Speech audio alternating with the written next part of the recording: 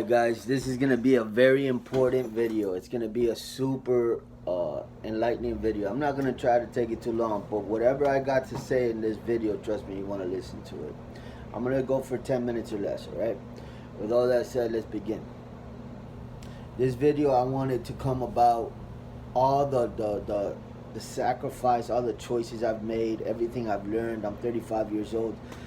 I want to compact everything, life in a bottle and feed it to you so that you can grab something from it and learn something from my experiences and whatnot. So like a wise man learns from other people's mistakes, but a smart man learns from his own mistakes. So there's so many things wrong with society nowadays. I mean, they're calling evil good and good evil. That's in the Bible. Okay, in the end days, there's going to be a great delusion falling on people, and people are going to be chasing after their own lust. They're going to be chasing after their, fetishes. They're going to be very in love with themselves, conceited, and all this stuff. And you see this with the selfies and all that. With all that said, that's a background to everything I'm going to talk about, because we are living in the end times. And what I see in the population, especially within the youth, is that they're being programmed. One of the things that's happening to them is they're being brainwashed and programmed into following their feelings. Feelings are very deceiving. You say you may have a feeling to rape a girl because she looks good, but that doesn't mean you should follow that. You have a feeling not to wake up in the morning to go to work, but you don't want to follow that either, because then you'll be left without a job. So feelings, and those are just two very random examples, but feelings are not to be trusted, right? For the most part, there's specific other feelings that you do want to pay attention to. For example, if you're being followed in a dark alley and your feeling tells you, run or something like that, you want to follow that. You want to pay attention. But there's other feelings that you don't want to follow. And experience teaches you which one to pay attention to and which one not. So my experiences, I'm 35 years old, have been following my flesh. The flesh has to do with pleasure. Okay, the feelings and the way the brain works is that whatever you give it to do every day, it's programmed to do every day. And so the brain and the mind and the feelings will all kind of align with one another and say, well, you woke up yesterday at 3 p.m., you woke up today at 12 p.m., kind of like there's nothing to do. And so when you say, okay, we're going to get a job now, we're going to wake up at 7 a.m., your brain and your feelings say, this is not in our agenda. This doesn't go with what we normally do. And so that at that particular point in time, you'll have to address, and you have to be firm and disciplined, and self-control all have to tie into you saying, doesn't matter feelings, you have to address your feelings. Doesn't matter what you say, I'm turning my life around. So you do that with your diet, with your weight, you do that with your spouse or with your loved ones. If you're treating them badly, you address it by saying, I'm going to change. And it takes governing of yourself and saying, you know what, when I'm angry, I'm going to take a walk. So all of that is logic, because consequences tell you what decisions are right and wrong based on the results. And so that's why investments in the stock market, people tend to put a lot more money into a stock that paid them back, and it paid them back in a lot of profit. So they're like, well, I'm going to do that again. Well, they're doing it again because they got a good result out of it. But how many results do you get out of a day? I don't know who I'm speaking to right now, but let's say you're a teenager, and let's say you're screaming at your mom, you're backlashing, you're talking back, and you're smoking weed behind the scenes, and you're playing a lot of video games, and you're not being disciplined. Your room's a mess, and you don't care for school. You want to live however you want to live, but you don't want to get a job, and you still want to leech off of mom. So you want her to pay for everything, but at the same time you want to treat her like crap. Like, where in your mind do you think that that's okay? the attitude, the feelings, and all that say you're justified, you're entitled. It says like she owes me this. In reality, you owe her respect. You owe her, love and to submit to her. That's really the reality. But again, going back to the generation that we're living in now, and unfortunately, as adults, as the people that have lived on planet Earth the longest, we've acquired a lot of experiences. We've gone through most of the experiences that the youngsters have already gone through. I did the party life. I did the smoking. I did the rebellion years. I did the clubs. I did the police activity, getting in trouble and all that kind of stuff. And all this time later, that now I find myself as a responsible young adult, going to sleep early, waking up early so that I can be productive in my day, taking care of myself, taking care of others, not just my family, but taking care of others, of total strangers. It comes from a place of doing a lot of mistakes and failing, and it's like it's like going against a dead end, and you're like, man, I wish I would have made that right turn back then, when because you're always given choices. So if a friend says come and smoke weed with me, you have the choice to say I'm gonna stay home. But peer pressure, and that's a whole nother subject. Peer pressure, um, image, reputation, the way people perceive you, the way you perceive you. You want to prove yourself to other people, the value system and all of it. You know, understand that when you get older, as you get older, all of that crumbles. It all falls like a house of cards. Because you start to learn as you get older that these same people that you care so much of how they think about you and how they perceive you, these same people, when you get older, you start to learn. It's not that they're not valuable. Every human being is valuable, right? Because we're all made in God's image. They're valuable, but they're not valuable in the sense where they're your God, whether they're hovering over you, almost like dictating whether you're good enough, whether you're cool enough. You understand? And a lot of the time when we're young, we put them as our God. Almost like I have to subject myself to the mold that you want me to be in order to excel and be successful in life. And so I am as good as the guy or the girl that I'm trying to impress. And like whatever they're attracted to or whatever they like and exalt, if I fit that mold, then I'm good enough. But what you don't know yet is that even if you fit that mold, you will come out of your mold. So your mold is shy, reserved, an introvert, but they're also very loving, caring, charismatic, and you love to help people. That's your mold. But here you have somebody that you like, you admire because they're everything that you're not. So they're very outgoing. They're very, they gather up attention and they know how to carry themselves. They're very confident and all this other stuff. And you say, man, these are qualities that I don't have. And then they pay you just a little bit of attention, and then all of a sudden you're like, oh, I love this attention.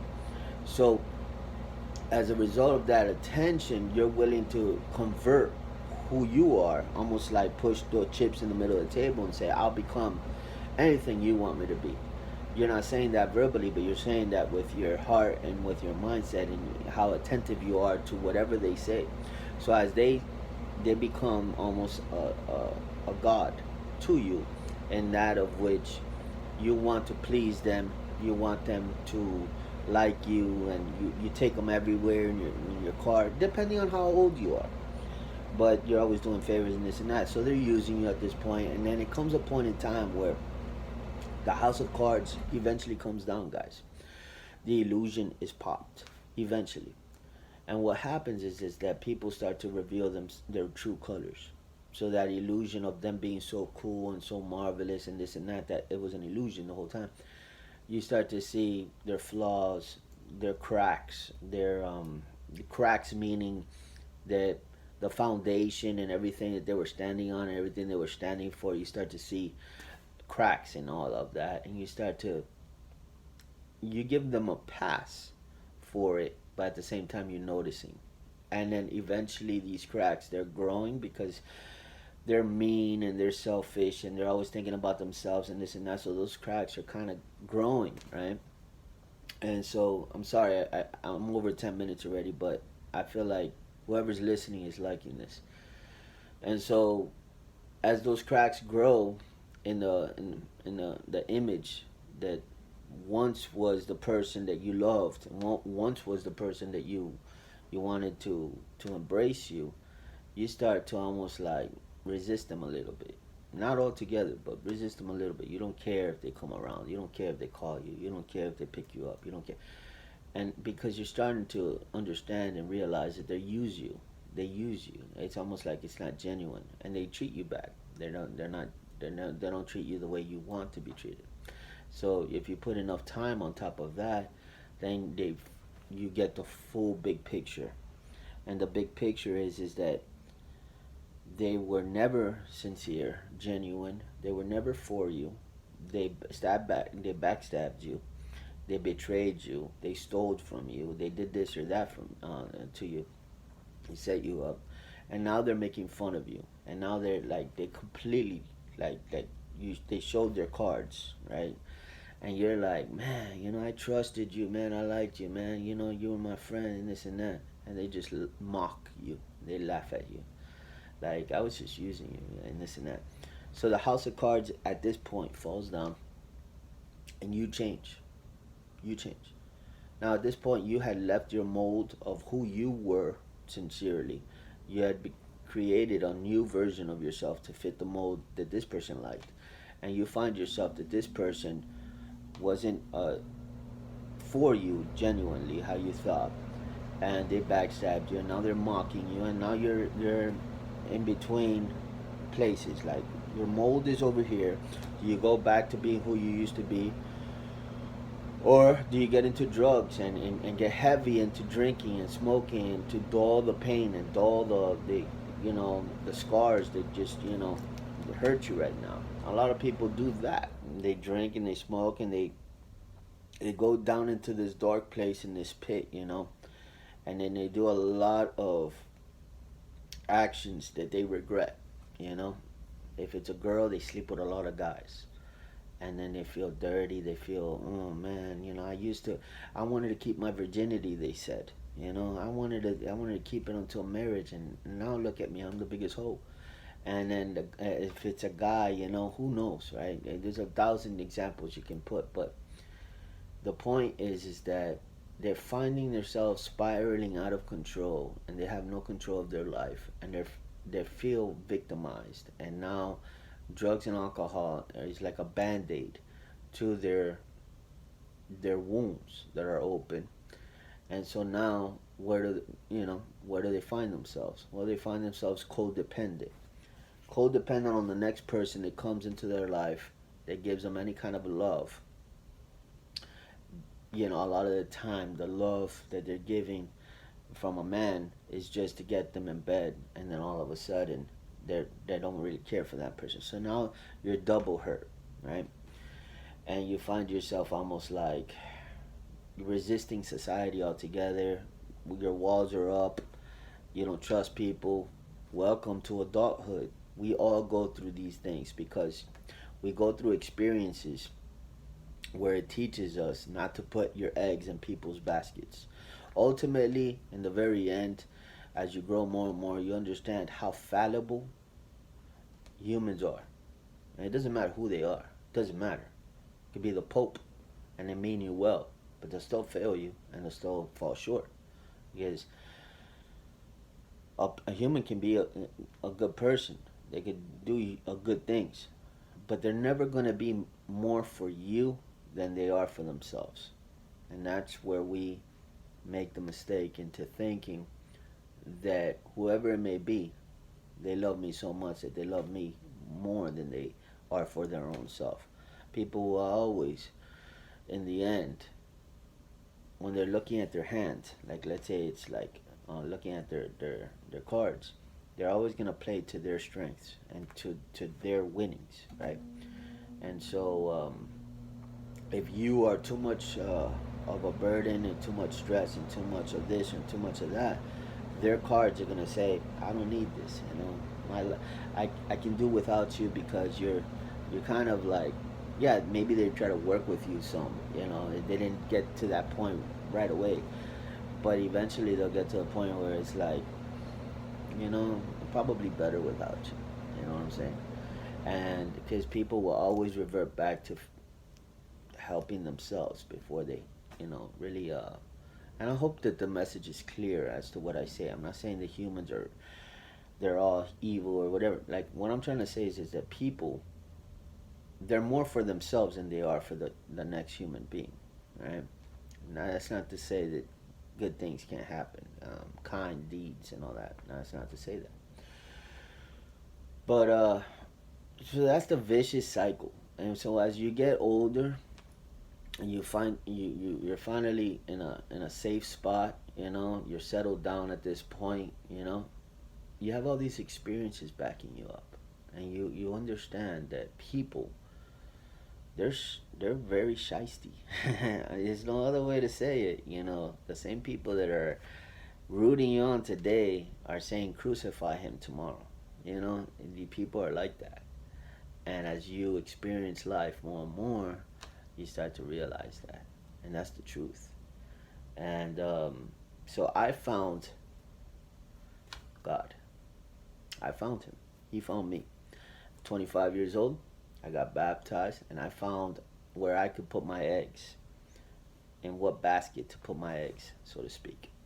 Because they were always in people, and people were always abandoning me and rejecting me, and I went through a lot. And we're all formed to want to be loved. Every one of us. We all want to be loved and accepted and received. I found that. So no longer do human beings hold the power to accept or deny me, because I found my acceptance in something greater, in someone greater than what lives on planet Earth. And it's not religion, it's relationship with Jesus Christ. And when I felt like he embraced me and took me in, right, because I made a prayer to him of asking him into my life. When I did that, that was the first time where I felt true, genuine love, permeate into my heart. And then he started to speak to me. He started to tell me how valuable I was. And it made me feel like the original mold, starting at the very beginning when I was a child, when I knew my worth. Because as children, for the most part, you're not, for the most part, there's always those exceptions, but as children, we're fun. We're having fun. We're living in our imaginations, and our mold is not worried or thinking about pleasing people. It's about loving people unconditionally and loving yourself, and everything is just fun and exciting and just smiling and all that kind of stuff. And that's what I was, and that's what Jesus Christ took me back to. He took me all the way back to my mold, and he said, listen, and he started to give me identity. Identity is something that most people are looking for in society today. Identity, they're looking for it everywhere, high and low. And if you're looking for it in people, for example, in your like button or in your comment section, if that is what drives you in terms of, oh, now I'm liked today, then you're always going to be like this. Always. You need sustainability. You need somebody who's going to be there 24 hours a day, 7 days a week, always there loving on you. And that's Jesus Christ. He never leaves us. He never forsakes us. And so, for me, people can now, like, totally say whatever they want, and it won't affect me, because I have the psychology now, and I have the understanding that they are hurt themselves, and that they are going through hell, and they're just exerting what's living on the inside, and that they need a hug. It's not about me. They need a hug. You understand? When hurt people hurt other people, You know, when you see an angry person and they're lashing out on you, it's not so much you. It's that they're angry on the inside. They have a lot of hostility on the inside from past experiences and past bad breaks that they've gotten in, and this whole thing has brewed up into hostility now. And now you drop a glass of water, and you know it's like you know, and it's like, whoa, okay, I'm so sorry, and this and that. Have you ever met somebody like that? You know, they just need Jesus. You know, Jesus comes and he cleans house on the inside. You know, he casts out demons. You know, demons. That's a whole nother subject, but demons are real, and demons. Uh, there's demons of depression, demons of anger, demons of manipulation. There's demons, lying demons. There's demons that want to suicide. Demons that want to make you cut yourself and hurt yourself. Demons of negativity. You know, all kinds of stuff, right? And so I dealt with a lot of that, and so Jesus Christ showed me how I didn't have to live like that no more. And when I got baptized, you know, I accepted Jesus Christ, a lot of that stuff went away, and life started to become a lot more reasonable for me. So I started to live life in my street, not on your street.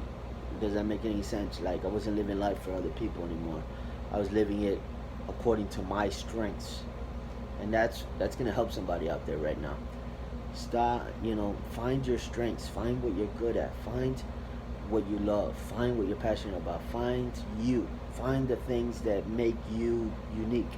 Stick to that, because in the end of the day, that's what you're gonna be known for, and you're gonna be popular for, and that's what you're gonna be exalted for and hugged for and embraced for the things that make you you. But all throughout our life, we're told and examined, be like this, do it like this, and it's like, no, you have your own creativity, you have your own uniqueness, you know. And so it all comes back to identity, you know. But trust you, you know, love on you, and don't give up you for somebody else. With that said, guys, I'm gonna end the video there. I hope this video blesses you, and I just felt like, you know, these types of videos need to be made. Somebody's got to make them. I don't see them on YouTube.